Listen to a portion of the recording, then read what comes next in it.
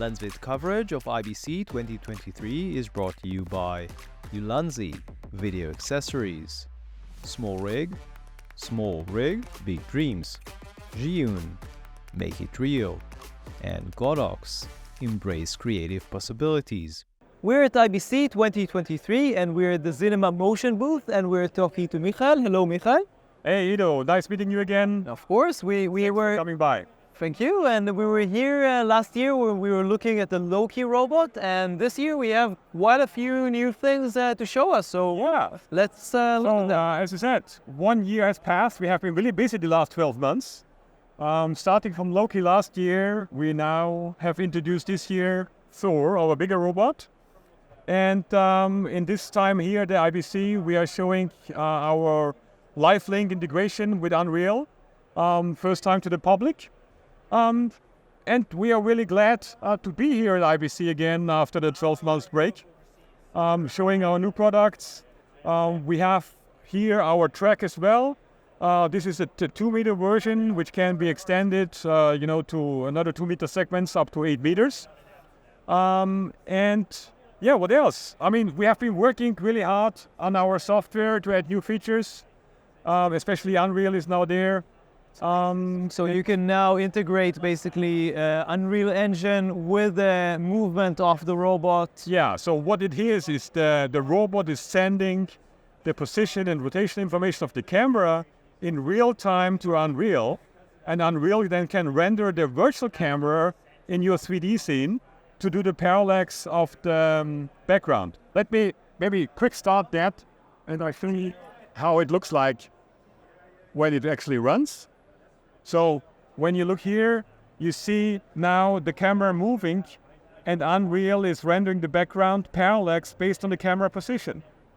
So that's just a demo here. It's, good for IBC just to show the functionality, but you can imagine what kind of creativity you can do with it. Of course, you can do all sorts of crazy things. And the parallax of the camera is really then following the move. And I think you told me just before we recorded this interview that this is actually fairly simple to do. It doesn't require too much knowledge. It requires Unreal knowledge, and you just use the standard features of Unreal. There's no plugin required, so we are streaming out with the 3D protocol. Just enable it, place your camera, and you go.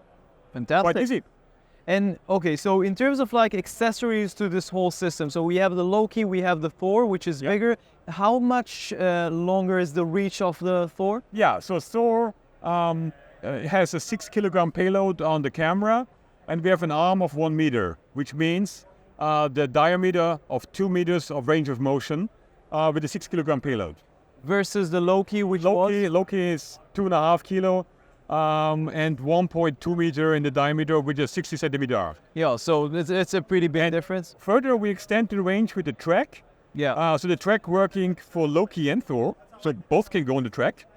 And the track is 2 meters. As I said, we can extend that by 2-meter segments, going to a maximum of 8 meters. The track itself will be pretty fast. You can go up to 3.6 meters per second, in theory, if the track is long enough. So it depends on the length of the... Yeah, because you have to accelerate and deaccelerate. So on the 2-meter track, you're not going to reach that speed.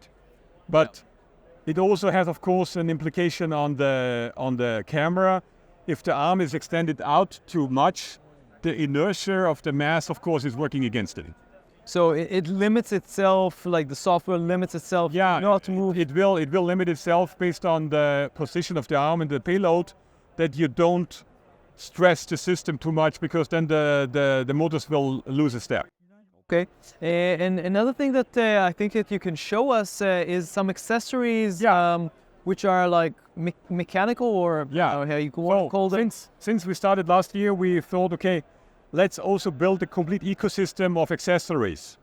And what we have here with our track control, we have the option to have a servo actuator like that, or a bigger version of that, which is the turntable, where we use that. You put it on the C-stand, you put your product on if you do some food beverage stuff, and you can basically keyframe the rotation of that in absolute positioning. So that's actually know exactly where it is, It gives feedback over a high-resolution encoder, and you can keyframe that with your ease in, ease out, and do everything you want. So, for example, if you want to pour a drink into a cup, you mount it here, mount the cup here, and then you do the pouring. And obviously, this is keyed into the software, that's where you can also control the robot, and everything is like at the same time. Everything is on the same timeline, and everything is in sync with what you want to do, and you can easily adjust it. Yeah, and the turntable is exactly the same thing. It's exactly the same. Just horizontal instead of, horizontal. And we can add 4 of these devices with our track control. Yeah. In parallel.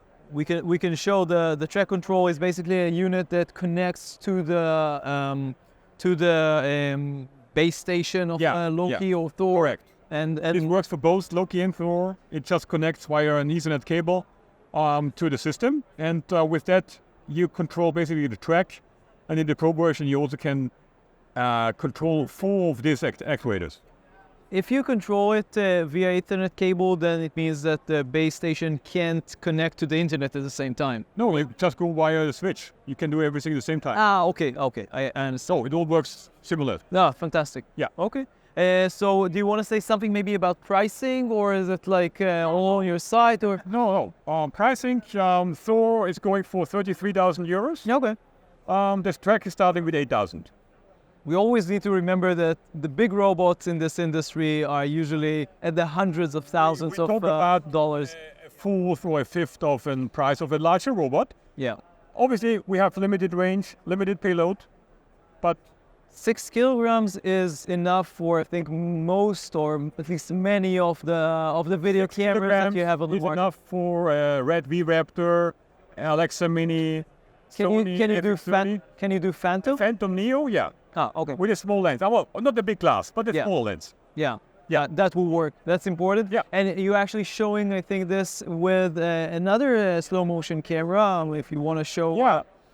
What we have here is basically set up with our Loki robot.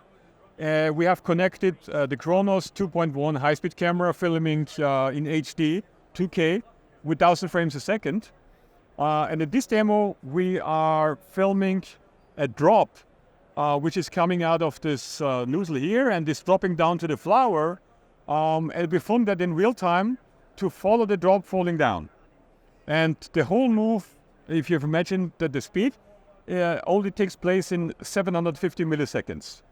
So that's quite fast, and in that time, we're capturing actually this sequence here, the drop falling down, and we also time the drop with this modified version of this dropper, that we control the timing to create the drop also in our software. So you can create the timing when the drop is released and how long the drop, how big the drop is. That's all actually in a single timeline. That sounds fantastic. Okay, I think that you showed us quite a few new products, and we're hoping to see like next year even more I will try my accessories and possibly even robots, I know. But thank you very much. And we're going to have a review of the Loki hopefully later this year. See you with more videos from IBC next time.